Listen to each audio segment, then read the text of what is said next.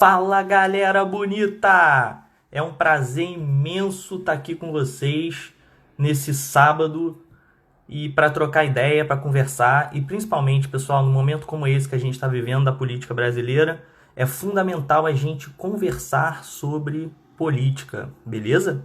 E aí, hoje a gente vai conversar com o nosso grande amigo, nosso deputado, o grande Flávio Serafini. Eu vou até escrever aqui, ó.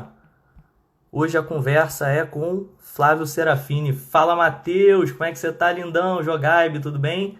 Fala, André, seja bem-vindo aí. Hoje o nosso papo é com o grande Flávio Serafini. Danielzinho, tudo bem, lindão? Como é que tá, Stephanie? Manda um beijo aí pra todo mundo. Luizinha, tudo bem com você? Vamos ver se eu consigo fixar aqui, ó. Acho que eu consegui. Acho que eu consegui fixar o comentário. Hoje o nosso papo, então, é com o grande Flávio Serafini, galera. Daqui a pouco ele vai estar aqui com a gente para trocar ideia. Então a gente está vivendo, pessoal, um momento muito importante da política brasileira, um momento muito importante da história do Brasil, na verdade, né? Com essa pandemia e, na verdade, a gente teve aí a falta de sorte, pessoal, de estar sendo governado pelo Bolsonaro no momento mais complicado da nossa história, que é a pandemia. Fala, Glauco, seja bem-vindo aí. Lu Guedes, prima, tudo de bom. Breninho, sejam bem-vindos aí. Galera boa, galera bonita. Daqui a pouco a gente vai estar com o nosso convidado de hoje, que é o deputado estadual Flávio Serafini.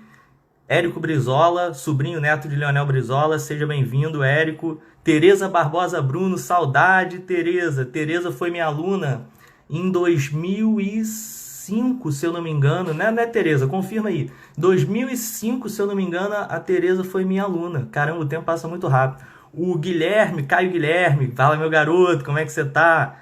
O Igor, grande Igor, meu parceiro, professor de história, gente finíssima. É isso aí, galera boa. Hoje a gente vai estar aqui para bater um papo maneiríssimo sobre a política nacional, estadual e municipal. Hoje o cardápio é completo, entendeu? A gente vai falar sobre todos os absurdos que estão acontecendo por aí.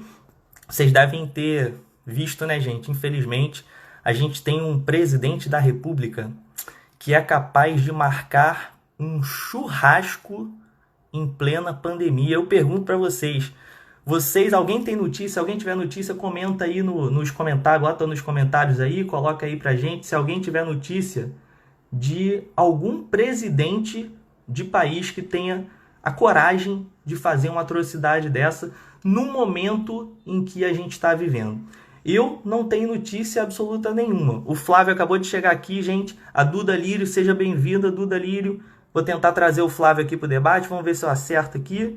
A gente está aprendendo ainda a mexer no Instagram, mas a gente consegue aqui. Acho que eu consegui. Vamos ver. Acho que eu consegui. Marise, seja bem-vinda. Duda, seja bem-vinda. Aline, seja bem-vinda. A rapaziada tá chegando com firmeza aí para nossa livezinha. Grande Flávio Serafini. Prazer imenso falar com você, estar aqui com você. Espero. Mariana Chagas acabou de chegar. Um beijo, Mari. Flávio, um prazer imenso falar com você. Espero que todos aí na sua casa estejam bem. Raquel, as crianças, todo mundo nesse momento conturbado, nesse momento triste que a gente está vivendo, né? Infelizmente, a gente acho que hoje já chegou uns dados que a gente vai tomar nota agora no Jornal Nacional, provavelmente a gente já chegou, né, Flávio? Uma marca que é triste, mas que a gente precisa comentar, né? A marca de 10 mil mortos. Então, é uma situação gravíssima, uma situação triste, a gente fica assustado para o futuro, como é que vai ser esses números daqui a 10 dias, daqui a 20 dias, e a gente com um presidente que é um ser que a gente, infelizmente, vai ter que falar dele, né? Mas que é um ser que foge completamente ao... Ninguém nunca imaginou que a gente, num momento tão conturbado como esse, a gente fosse ser governado por um cara que tenha coragem de fazer um churrasco em plena pandemia, no dia em que a gente completa 10 mil mortos. Então, Flávio... Mas ele fez o churrasco, não, parece... O churrasco parece que ele desistiu diante da repercussão, né? Fez muita galhofa, ameaçou fazer, tratou a gravidade da coisa como se fosse uma brincadeira, mas no final parece que do churrasco ele desistiu. Tentei confirmar essa informação, mas, Túlio, boa noite, né? É um prazer estar aqui participando com você dessa live. A gente está enfrentando realmente um momento muito difícil no Brasil e no mundo. Acho que a nossa geração, a geração dos nossos pais, nunca passou por um momento tão grave do ponto de vista da saúde pública, com a humanidade tão ameaçada. No mundo inteiro já são quase 300 mil mortos. O Brasil, oficialmente, já bateu 10 mil casos, mas a gente sabe que os cálculos epidemiológicos mais conservadores, que tentam calcular a subnotificação, estimam que essas mortes sejam no mínimo o dobro. Outros cálculos chegam a estimar que pode ser a 12 a 15 vezes maior o número de mortos relacionado ao Covid-19 do que o que a gente tem atualmente. Por exemplo, só aqui no Rio de Janeiro, que a gente tem aí cerca de 1.500 mortes, a gente teve uma disparada no caso de síndromes respiratórias agudas, que, se fossem notificadas as mortes de síndromes respiratórias agudas, só a diferença entre o que teve a mais esse ano do que o que teve ano passado, a gente poderia contabilizar mais algumas centenas de mortes só no Rio de Janeiro. Então, é uma situação gravíssima, não se pode diminuir o que essa pandemia representa, né? É muito grave, e vai colocar mudanças na nossa forma de vida. Quais mudanças a gente ainda não sabe. Se tiver o desenvolvimento, a descoberta de uma vacina, isso pode ser amenizado. Se não tiver, vai ser algo que a gente não tem nem como imaginar agora o que vão vir para os próximos anos. Então, é isso, uma situação muito difícil, né? O Brasil batendo 150 mil casos, mais de 10 mil mortes, né? Mais de 10 mil casos por dia já sendo contabilizados, e o Brasil se aproximando dos números dos Estados Unidos para se tornar o novo epicentro do coronavírus no mundo, né? Pois então, é isso. Temos que mesmo que discutir, que nos encontrar, que conversar, que aprofundar a análise sobre tudo que está acontecendo para enfrentar essa pandemia, né, da melhor maneira possível.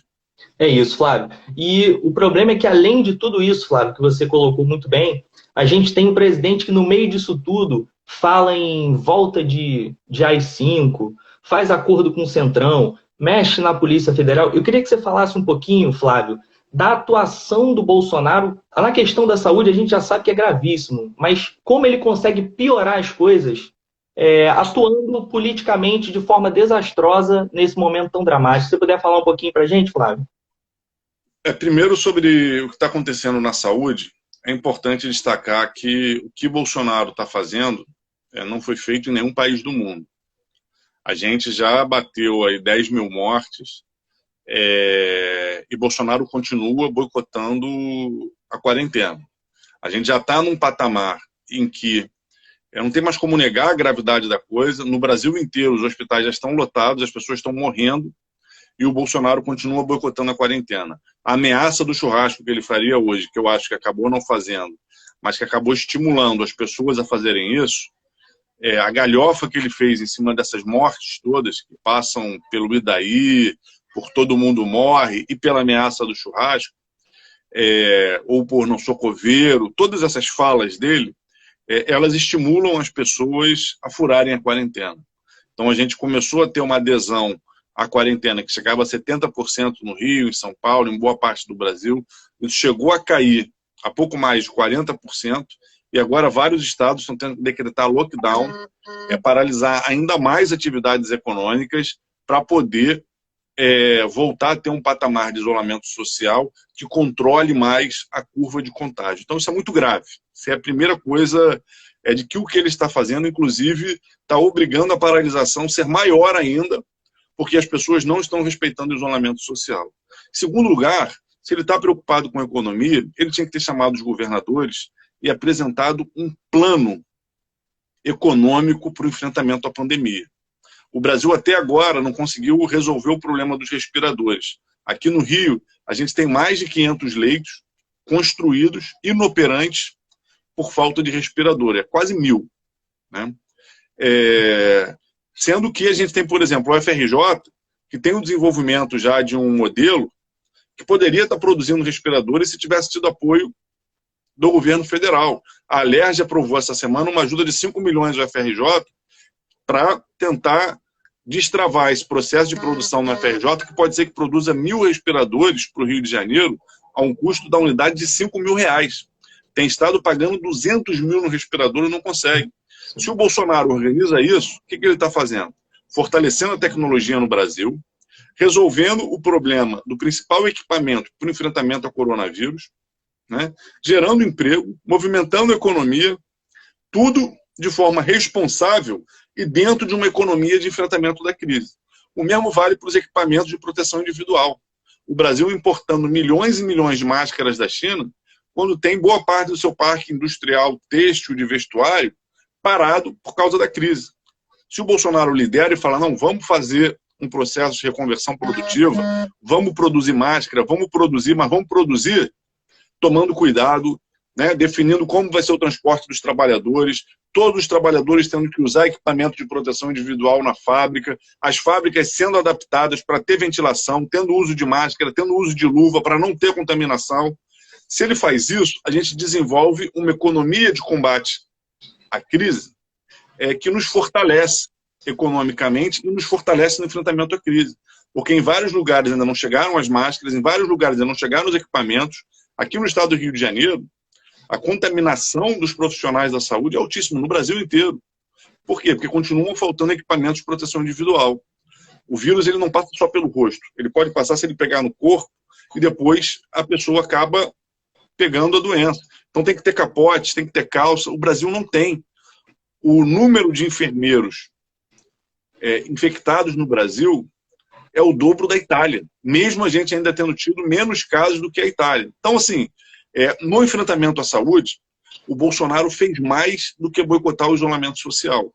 Ele foi completamente omisso em qualquer ação que poderia ser tomada, inclusive do ponto de vista econômico, além do ponto de vista das políticas de saúde, para enfrentar a crise, e aprofundou ainda mais o problema da crise.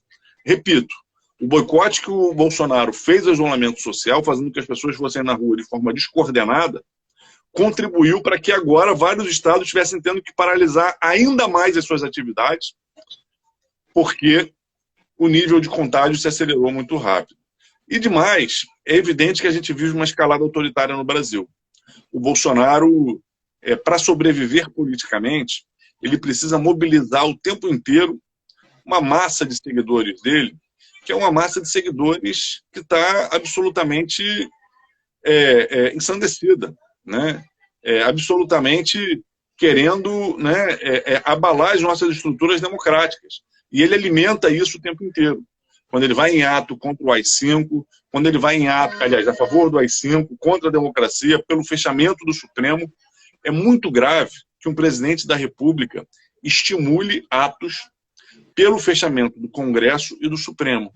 Isso não é porque o Congresso e o Supremo brasileiro sejam perfeitos, ou sejam grandes exemplos para a democracia, ou menos, sejam bons exemplos para a democracia, não são.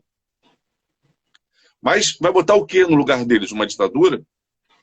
Não tem uma proposta de reforma política, de reforma do judiciário, né? O que tem é uma proposta de fechamento de instituições. E o próprio presidente participa da agitação disso. Isso é muito grave, né? A minha avaliação é que o nível de tensão institucional que ele está levando o Brasil já é mais do que uma justificativa para o impeachment dele, né? Essa intervenção na Polícia Federal é algo muito grave. Ele fazendo isso tudo durante a pandemia, né? Se confrontando com ministros, tirou o Mandetta porque o Mandetta estava aparecendo muito. Ele estava com uma agenda para tentar enfrentar o coronavírus. E olha que nem é uma agenda também muito boa, mas como tinha algum nível de afinamento com a OMS, a nossa preocupação era sair e entrar alguém que fosse contra. O novo ministro entrou, está mais apagado, está tomando menos ações, mas está tendo que falar da mesma agenda. O novo ministro da Saúde não pôde criticar o lockdown nos lugares que estão sendo adotados. Não pôde por quê? Porque ele, como profissional da saúde, ele sabe que se ele fizer isso, ele vai estar defendendo a morte. E ele, como ministro da Saúde, como profissional da saúde, ele não pode fazer isso. Então ele fica amarrado, resolve se mumificar, agora está girando pelo Brasil, visitando alguns lugares, esteve inclusive aqui no Rio. Mas é isso, é uma situação muito grave e o que Bolsonaro está fazendo é, sem dúvida nenhuma, afundar de vez a nossa democracia, fortaleceu uma escalada autoritária que é tudo muito grave. Ô Flávio, você tem super razão quando você coloca o nível de fanatismo dos seguidores do Bolsonaro. Hoje, para você ter uma ideia, eles foram lá para Brasília e eles estavam jogando pedra em foto do Moro, do Dória, do Witzel e daquela Joyce Hasselman, que na verdade eram aliados deles até dias atrás. O Moro era super aliado há 10 dias atrás. Então, o nível de fanatismo dessa turma permite que eles passem a agredir o cara um dia depois do cara romper com o Bolsonaro, já virou o inimigo número 1 dos caras. Então, é perigoso, né? E até serve de alerta essa galera nunca, infelizmente, esse pessoal matou muita aula de história, né, Flávio? Porque a gente sabe que ao longo da história, quando se alimenta o fascismo, em algum momento você acaba sendo mordido por ele. É o que está acontecendo com essa galera, com o Moro, com Joyce Hasselman, etc. Flávio, antes de fazer a segunda pergunta, eu queria dizer aqui que a gente acabou de bater o recorde aqui do meu canal de presença de público de live aqui. E galera que estiver assistindo aí, super obrigado pela audiência e convida mais gente aí para a gente bater outros recordes aí. Vamos continuar batendo recorde. Segunda pergunta, Flávio, que é uma questão também que vem sendo discutida por todo mundo. E, na verdade, existe uma disputa do papel do Estado na economia, né? Existe uma disputa, existe um grupo que defende o Estado mínimo, existe um grupo que defende um Estado que interfira mais, interfira menos, e essa questão ela fica muito evidente nos debates que a gente teve agora, durante a pandemia, na Câmara. Então, algumas questões como a MP 936, que diminui jornada, ajuda da União aos estados e municípios, também são temas interessantes que a gente pode conversar. Infelizmente, Flávio, foi aprovado agora o congelamento de salários dos servidores, que é uma tremenda covardia. O auxílio emergencial ainda não saiu. Tem gente... Eu fiz uma live aqui 5 dias atrás, Flávio, e entrou uma menina que trabalhou comigo há uns 5 anos atrás, e ela comentou que ela é MEI hoje em dia, e ela está há 20 dias tentando receber a primeira parcela do auxílio emergencial. Então as pessoas estão com fome, as pessoas não têm dinheiro para botar comida em casa. Então eu queria que você falasse um pouquinho sobre esse debate, né? A participação do Estado. É hora do Estado chegar junto para valer. Como é que isso está? Como é que você enxerga isso aí? E um detalhe importante antes de você começar, que o maior defensor do Estado mínimo do Brasil, que é o Novo, o seu líder máximo foi no debate na Globo News e teve a coragem de dizer que nunca defendeu o Estado mínimo. O cara chegou no debate e falou assim, nem sei o que vocês estão falando. O cara que mais fala de Estado mínimo nos últimos 5 anos. Então, eu queria que você comentasse um pouquinho para a gente, Flávio. Bom, primeiro, só pontuar uma coisa específica que você citou e que está dentro dos absurdos que a gente está vivendo no Brasil. A não saída do auxílio emergencial é um boicote que o Bolsonaro está fazendo à política de isolamento social. Por quê? Porque ninguém defende que as pessoas fiquem em casa passando fome. As pessoas, para ficar em casa, têm que ter dinheiro para comprar o básico e sobreviver. Tem que comprar arroz, tem que comprar feijão, tem que comprar carne, tem que comprar pão, para poder ficar em casa e sair o menos possível durante a pandemia. Sem dinheiro, as pessoas têm que ir para a rua trabalhar. As pessoas têm que pressionar pelo fim do isolamento social. Porque entre morrer de fome e ficar na expectativa de ter que trabalhar e pegar uma doença, ninguém vai preferir morrer de fome. O auxílio emergencial ele é fundamental para viabilizar a política de isolamento social. Por isso que ele foi aprovado na Câmara. O Bolsonaro propôs que fosse de R$200 para deixar as pessoas mesmo, né, numa situação de desespero. A Câmara aumentou para 600. Uma emenda do PSOL fez com que as famílias chefiadas por mulheres fossem para 1.200. E a Caixa Econômica e o governo federal estão visivelmente boicotando. Isso é muito grave, né? Porque a política de proteção social ela é fundamental para que as pessoas possam ficar em casa e cumprir a quarentena. E isso faz a economia mexer, né? As pessoas terem dinheiro para comprar comida significa que o agricultor está produzindo e está vendendo para o mercado. Significa que os produtos de limpeza, a indústria, etc., também está funcionando. A indústria de plástico, a indústria... né? Você tem um ciclo da economia que não se fecha quando você tem consumo popular. E o boicote ao programa de renda mínima significa isso. A gente, nos últimos tempos, Túlio, viveu 2 grandes crises. A crise que veio em 2008, né, com a quebradeira nos Estados Unidos, na Europa, etc., que aqui no Brasil se disse que era uma marolinha e que chegou alguns anos depois, né, com um efeito bastante intenso, e a crise de agora, que talvez, né, tudo aponta que vai ser muito mais profunda ainda que a de 2008. Em ambos os casos, não encontraram outra saída que não fosse a intervenção do Estado para enfrentar a crise. Então, existe aí uma corrente que se diz ultraliberal, né, que dura até a esquina. Porque quando vem a crise, né, corre para as mãos do Estado socorrer. Por quê? Porque o capitalismo ele tem uma lógica de desenvolvimento que é irracional, que é de acumulação. O sistema de produção capitalista ele tem a sua primeira grande crise centrada na superprodução. Ou seja, é um único sistema econômico na história da humanidade, que já vivemos vários sistemas econômicos, que entra em crise não porque está produzindo pouco. Então a crise é provocada pela escassez. A gente vive um sistema que ele entra em crise porque pode estar produzindo muito.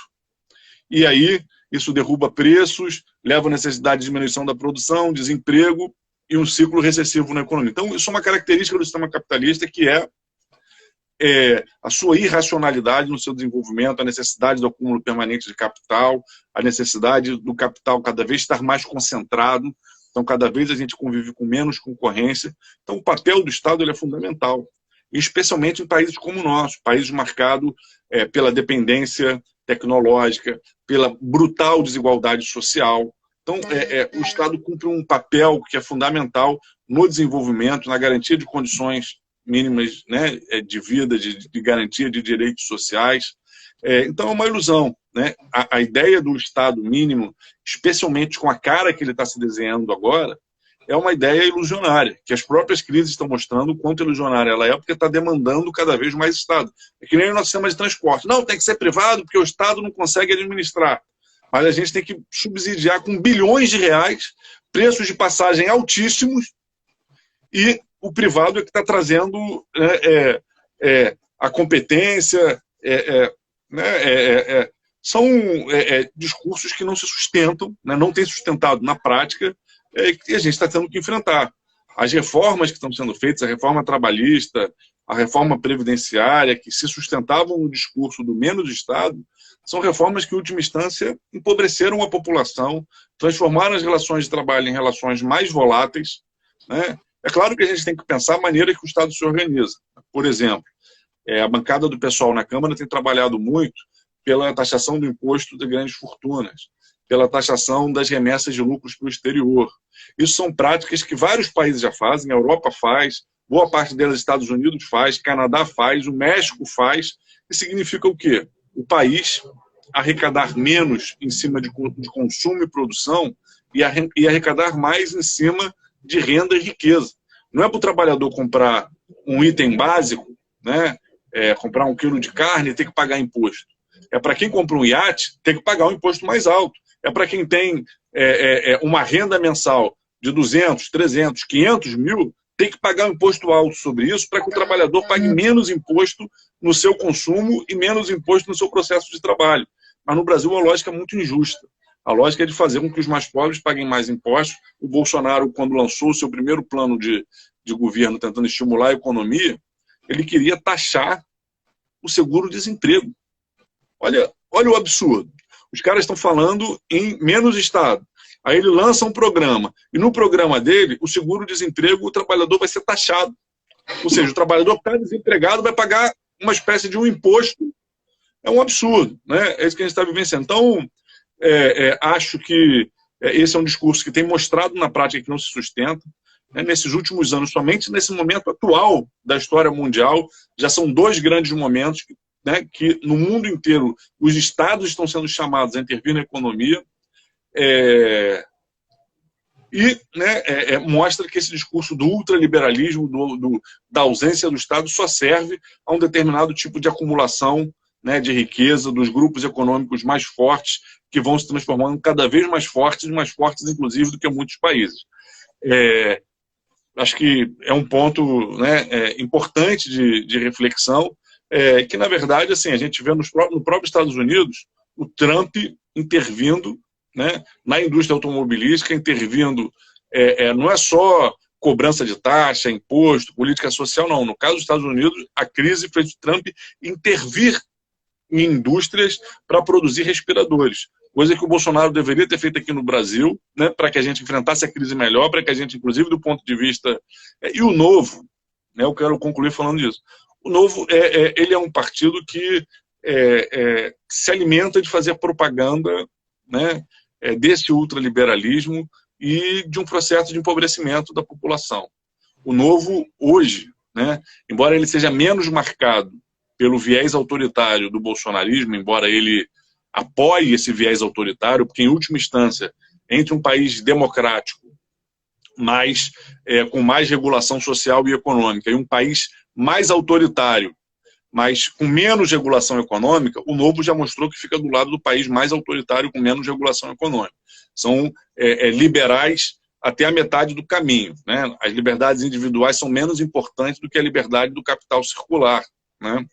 E a gente tem que conseguir enfrentar esses dogmas, né, que se fizeram mais fortes. Nesse sentido, o modelo chinês é um modelo muito autoritário, é muito centralizador, é um país com uma história, uma cultura e práticas democráticas, né, absolutamente frágeis, né, então é um país muito autoritário, mas do ponto de vista econômico, curiosamente, é um país que tem uma economia centralizada, planificada, e que parece ser o país que no mundo está tendo mais condições de enfrentar esses processos.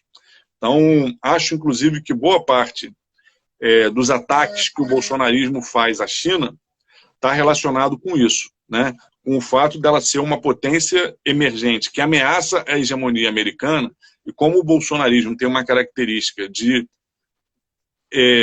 associação com os interesses americanos de uma forma muito canina, muito acrítica, o que me parece é que, inclusive, a crítica à China e a adesão a essa tese ultraliberal e etc., também passa por um afinamento, né, para tentar manter por mais tempo o papel americano de potência mundial.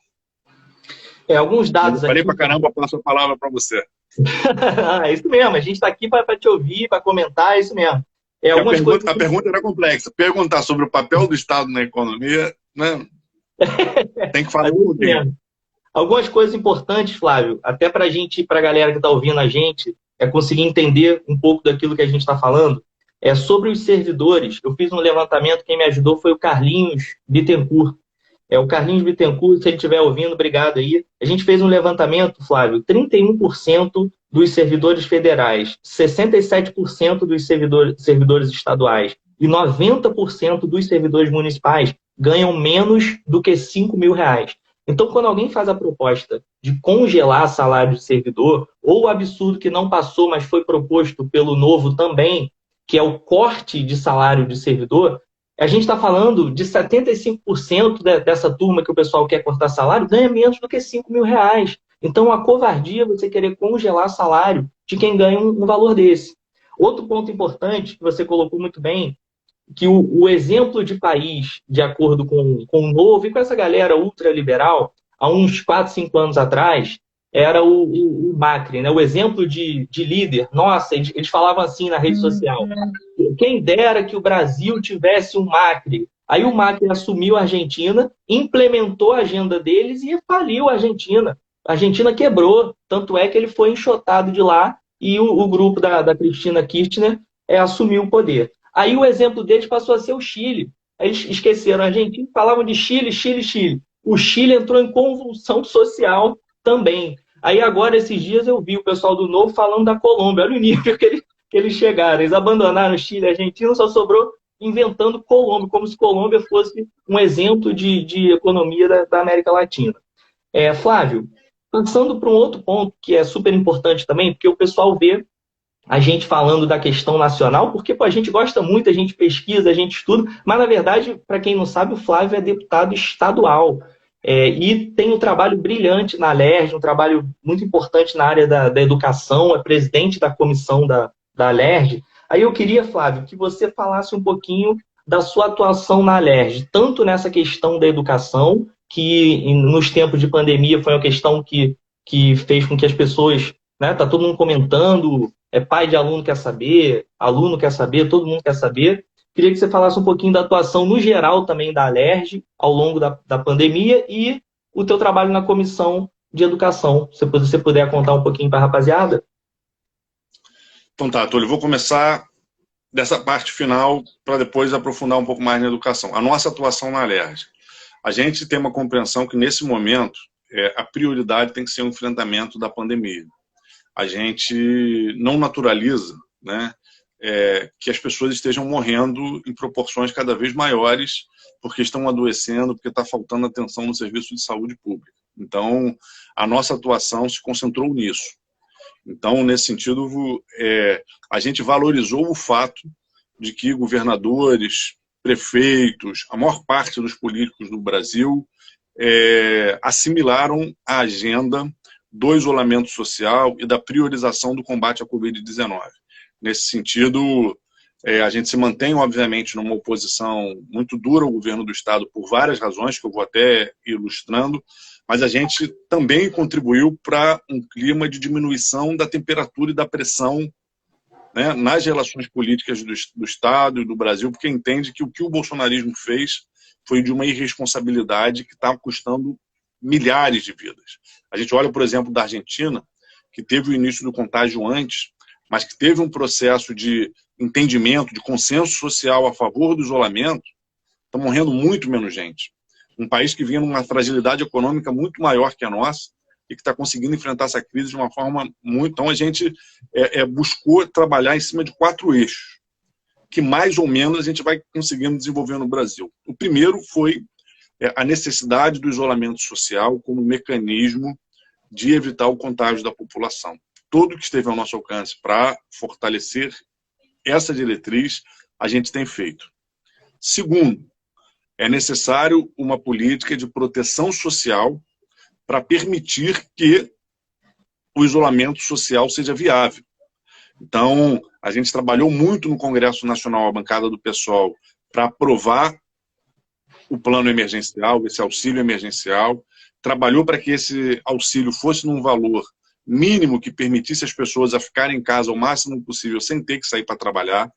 Aqui na Alerj, a gente também trabalhou por isso. A gente conseguiu aprovar leis importantes para que trabalhadores informais, crianças matriculadas na rede estadual, trabalhadores da economia solidária, artesãos, né, camelôs, tivessem acesso também a uma política de renda mínima emergencial aqui no Rio, que fosse ou complementar a federal, né, que fosse complementar a federal ou no sentido de complementar o valor, porque o custo de vida no Rio de Janeiro é mais alto do que quase no Brasil inteiro, só São Paulo e Distrito Federal que são comparáveis, ou atingindo os setores que o governo federal não atingisse. Você mesmo citou o exemplo, né, de pessoas que até hoje estão na fila e não receberam.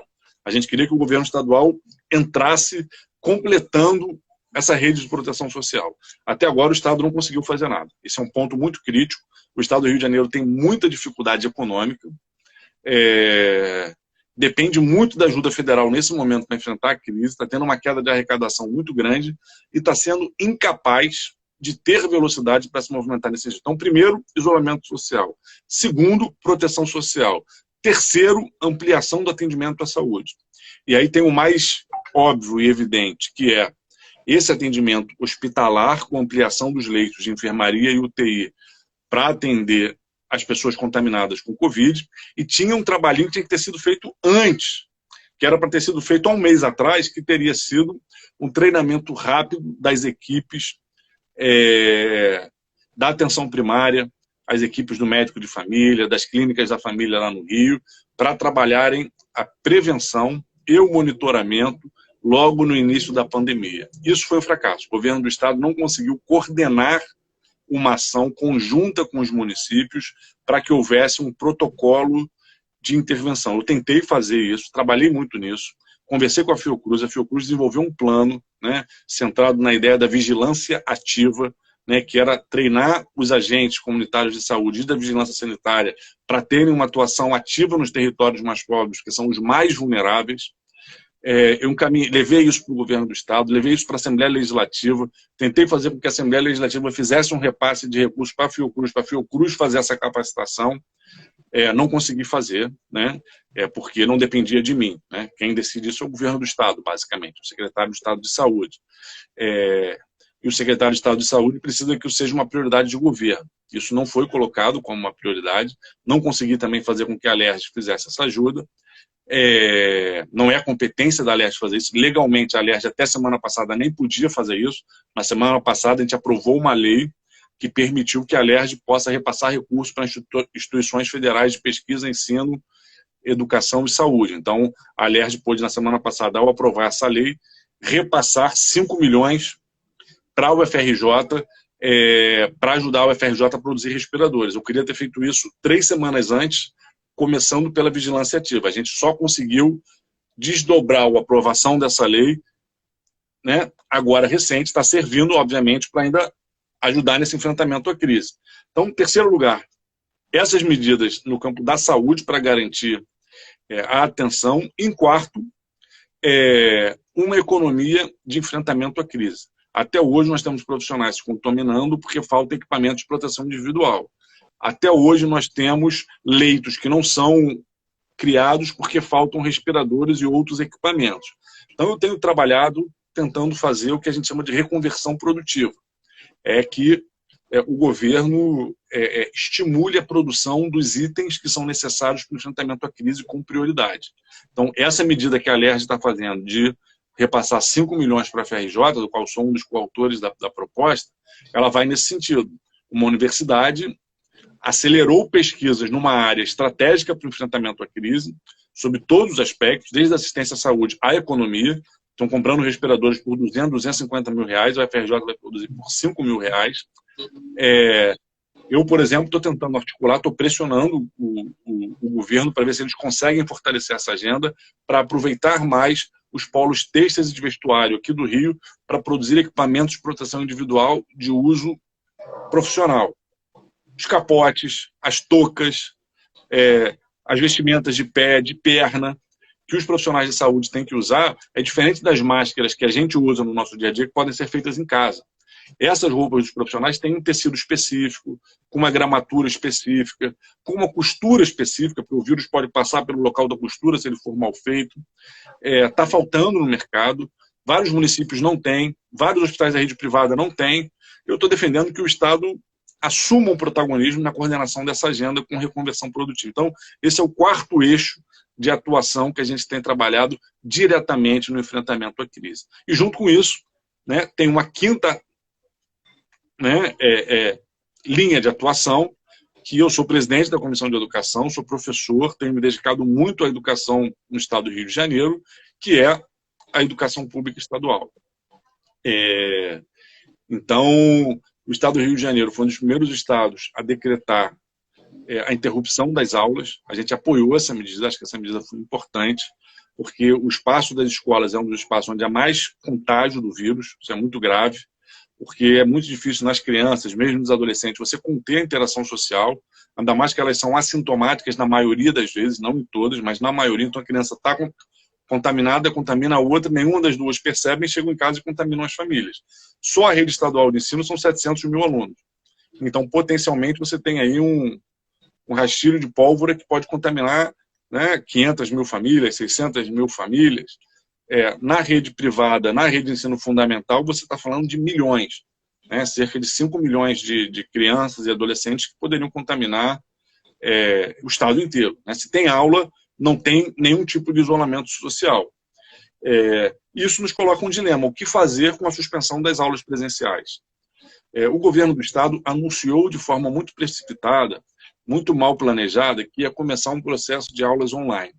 Uma coisa é você ter um colégio que a mensalidade custa R$ 1.500 e que suspendeu a aula e falou agora, olha, gente, agora vamos todo mundo arrumar o computador porque a aula vai ser online. Uma coisa é numa rede onde você tem crianças, adolescentes, que a única refeição do dia é o almoço oferecido na escola. Não adianta falar, gente, a aula agora é online, porque essas pessoas não têm acesso à internet de forma regular. A estimativa que a gente faz é que menos da metade da rede tem acesso à internet de forma regular. Então a gente começou uma batalha para que as medidas de educação remota durante a crise não significassem, e não signifique, continuamos nessa batalha, que a exclusão digital, fruto da desigualdade da nossa sociedade, se reverta, não, né, para que isso não se reverta em uma exclusão educacional ainda mais brutal. Porque se o Estado fica dando aulas pela internet, como se todo mundo tivesse acesso, aquela metade que não tem acesso vai fazer como? Quando voltar às aulas, o Estado está contabilizando 300 horas de trabalho efetivamente, né, de trabalho pedagógico efetivamente desenvolvido. São 800 no total do ano. As pessoas vão chegar perdendo 40% da carga horária. Como é que vão recuperar? Não tem como recuperar. Então, essa diferenciação entre quem tem acesso e quem não tem é muito mais grave do que você agora tomar menos medidas, né, contabilizar menos carga horária e, quando voltar às aulas, você pensar como compensar esse tempo perdido. Porque uma coisa é você agora mandar pelo WhatsApp um trabalho para o garoto fazer em casa sem nenhuma interação com o professor, e outra coisa é com as aulas acontecendo, com ele se encontrando com o professor passar para ele uma apostila de coisas que ele vai ter que desenvolver em casa, podendo tirar dúvidas, podendo interagir com o professor no dia a dia das aulas. É completamente diferente. Então, o que a gente tem tentado mostrar para o secretário de Educação é isso. Só que ele é midiático, ele adora essas coisas que dão uma impressão de modernidade. Ele não publica portaria, não publica decreto, é tudo com base em live, em entrevista.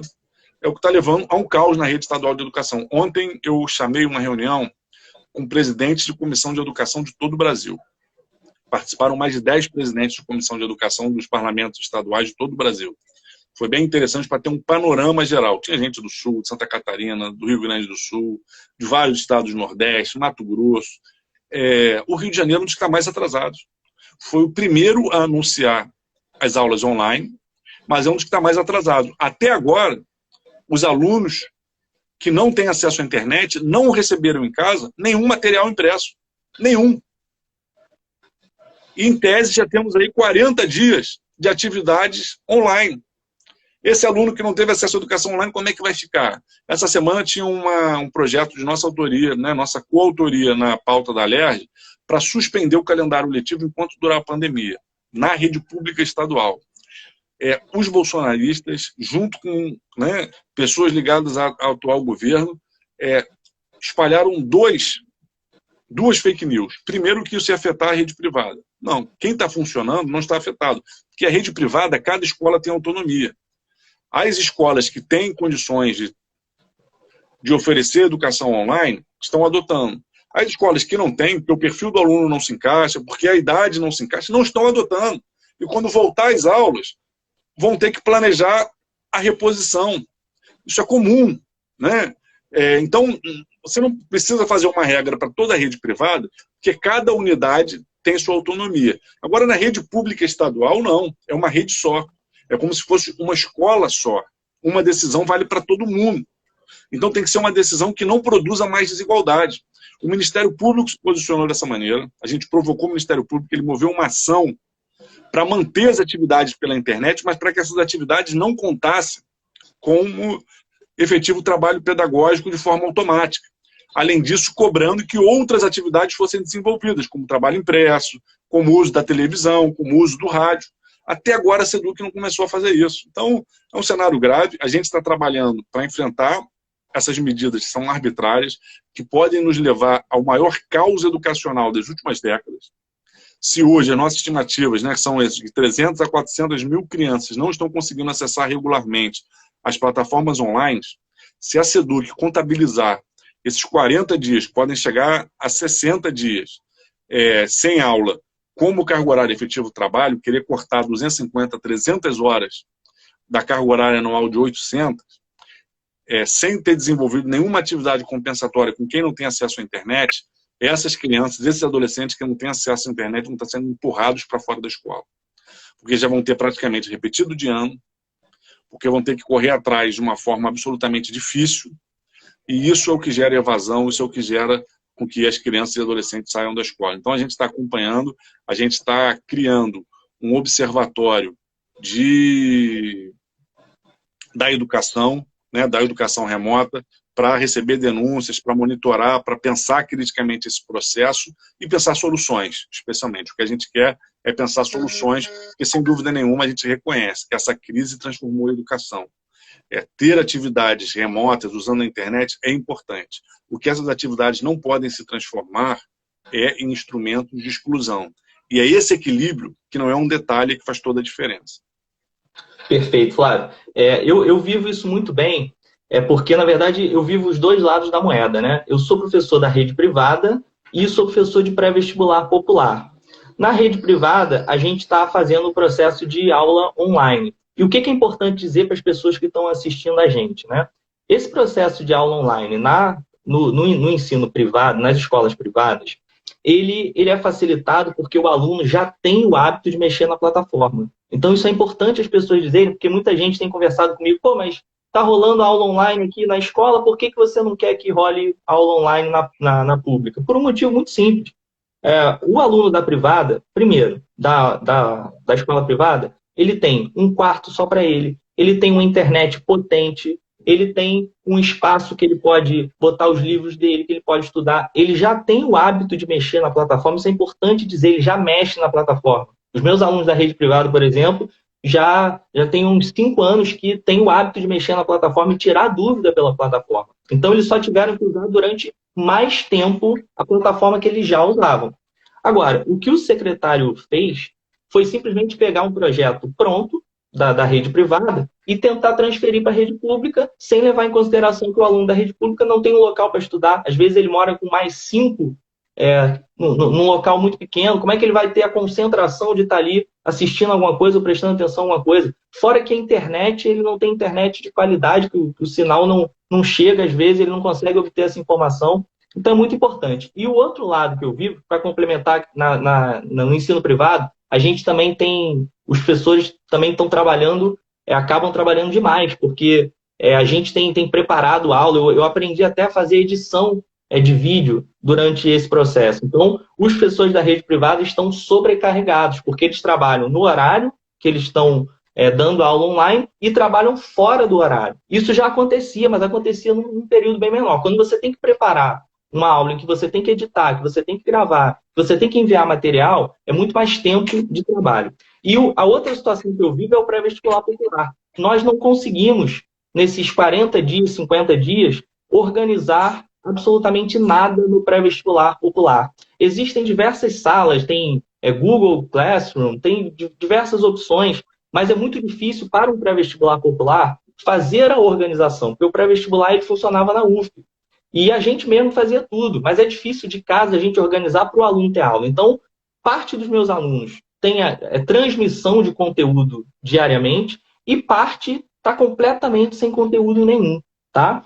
E outro ponto importante também é dizer que a gente pode até transmitir conteúdo online, mas não existe educação online. Né? Educação é outra coisa. Educação a gente precisa estar ali vivendo, a gente precisa da escola.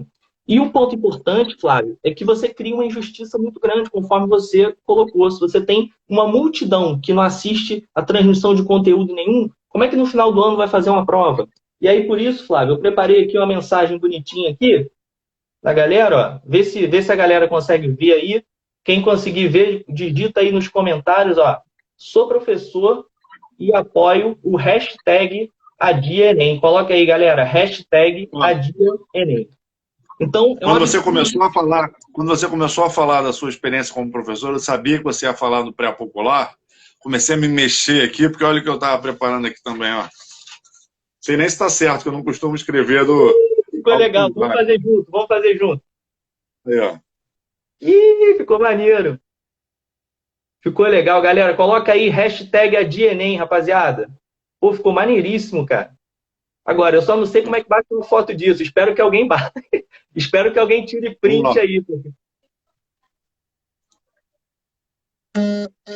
Vai ficar o print do cartaz e do nosso nariz. Pô, vamos torcer para alguém bater, ter tirado o print aí para ficar maneiro, depois a gente publica. E é isso. Não tem a menor condição de a gente ter uma prova no final do ano, na data que está marcada, sem que as pessoas tenham preparação adequada. Lembrando que já existe uma desigualdade muito grande, já é muito sofrido para o aluno do pré-popular, já é muito sofrido para os alunos da rede pública. E com essa discrepância do momento atual.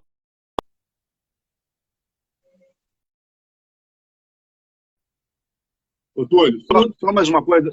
Só mais uma coisa sobre isso que é importante. Algumas pessoas aqui fizeram comentários que mesmo quem tem acesso à internet está dificílimo para acompanhar o processo de ensino-aprendizagem. Porque realmente, assim,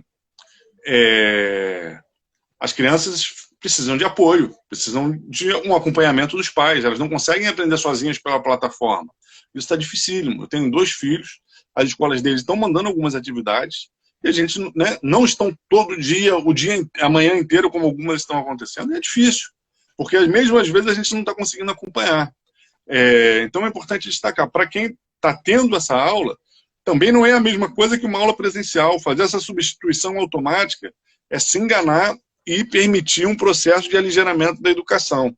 A gente reconhecer as limitações é importante para a valorização dessas medidas se dar na medida certa, não fazendo com que elas acabem enfraquecendo ainda mais a educação. 90% dos alunos do mundo foram impactados pela pandemia. Para trás, como falou a propaganda do MEC, ninguém está propondo que se perca um ano, que não tenha Enem esse ano, que não tenha ingresso na universidade. O que está se propondo é que se adie tudo para a realidade que a gente está vivendo. Então vamos lá, que estão acabando o nosso tempo. Está acabando aqui a 1 hora no máximo. Isso. Então vamos fazer o seguinte, nós temos 4 minutos. Eu te dou 2 minutos para você se despedir da galera, eu me despeço em 2 e vamos que vamos. Então vamos lá, gente. A gente está vivendo um dos momentos mais difíceis da história da humanidade, né? O nosso modo de vida está ameaçado por uma nova doença, né? A humanidade está tendo dificuldades de enfrentar essa doença, especialmente aqui no Brasil, onde o discurso do ódio, o discurso da violência se transformou num discurso literalmente de morte. Nós temos um presidente que banaliza, as pessoas vão morrer mais cedo ou mais tarde. A secretária de Cultura dele foi agora num programa de TV na CNN, e ao ser indagada sobre as mortes provocadas na ditadura, ela deu a mesma resposta que o presidente tem dado para as mortes provocadas no Covid-19. As pessoas vão morrer mesmo, mas nós não queremos que as pessoas morram de doenças que podem ser evitadas. Nós não queremos que as pessoas morram fruto da violência e do terror do Estado, né, em processos de ditaduras e governos autoritários. Nós queremos uma vida onde as pessoas possam viver bem, viver em liberdade, trabalhar, viver com dignidade, com fruto do seu sustento. E, para isso, a gente tem que pensar a forma da sociedade se organizar, o papel de cada um de nós. E, nesse momento, no Brasil, é tarefa prioritária nossa derrotar os fascistas. Eu vou falar para você que eu sou uma pessoa que convivo muito bem com a diferença de ideias, né?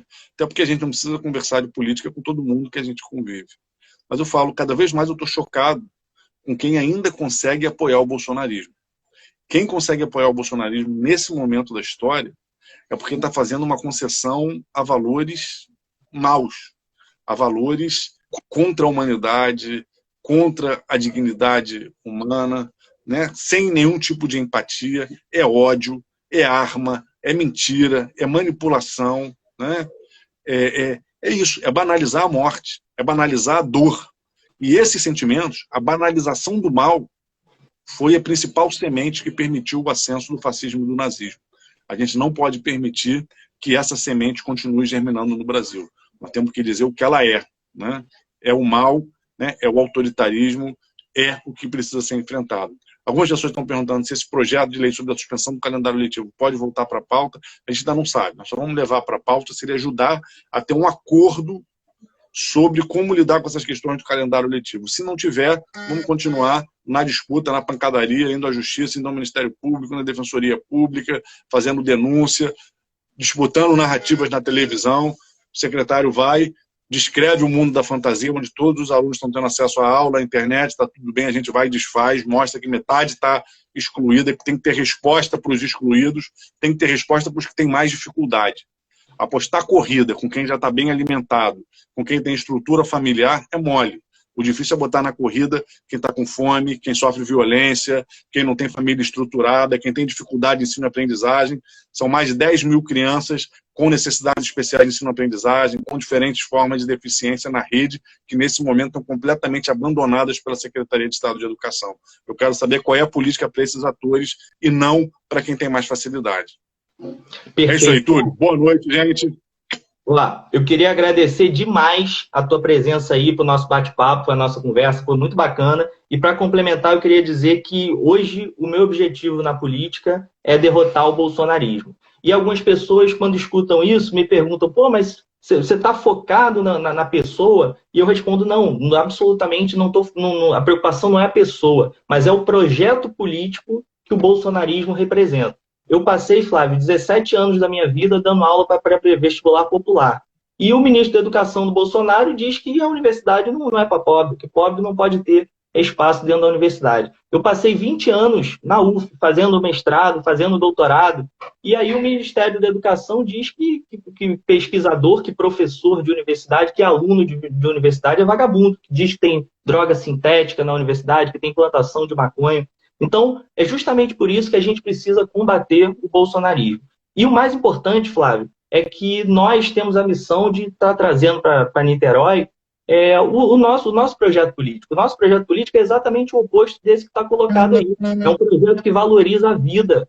E a gente quer um novo modelo de cidade. Então, o meu segundo objetivo, o meu só objetivo é derrotar o bolsonarismo. O meu segundo objetivo é fazer com que a nossa candidatura, a candidatura do PSOL, esteja no segundo turno na cidade de Niterói. Então, Flávio, eu tenho orgulho muito grande de ter votado em você, de ver o teu trabalho lá na LERJ, e o que eu quero é fazer com que esse trabalho chegue na cidade de Niterói, que a gente possa ter uma cidade mais justa, uma cidade mais igual, uma cidade onde as pessoas sejam felizes, onde as pessoas estejam bem. Acho que esse é o nosso principal objetivo. Então, te agradeço demais a todo mundo que participou. A gente estourou todos os recordes aí de lives, e aí mais para frente a gente bola mais alguma coisa aí.